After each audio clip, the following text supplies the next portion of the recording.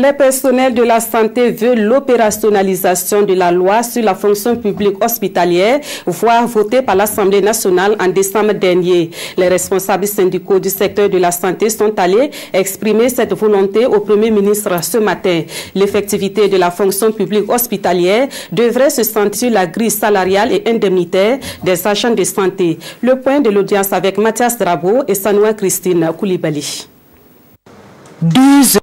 2 heures d'horloge pour discuter des modalités d'application de la loi sur la fonction publique hospitalière. Plus qu'une loi, c'est une réforme du système sanitaire burkinabé qui ne profitera pas aux seuls agents de santé, martèle le secrétaire général du syndicat des médecins. Une réforme dont le point d'achoppement reste la grille salariale et indemnitaire.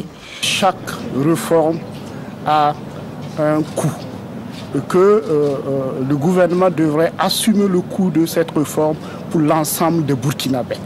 Et que le gouvernement ne devrait pas entrevoir cette réforme comme juste un élément pour augmenter le salaire des agents de santé. Pour notre syndicat, les résultats des travaux obtenus en atelier doivent être respectés.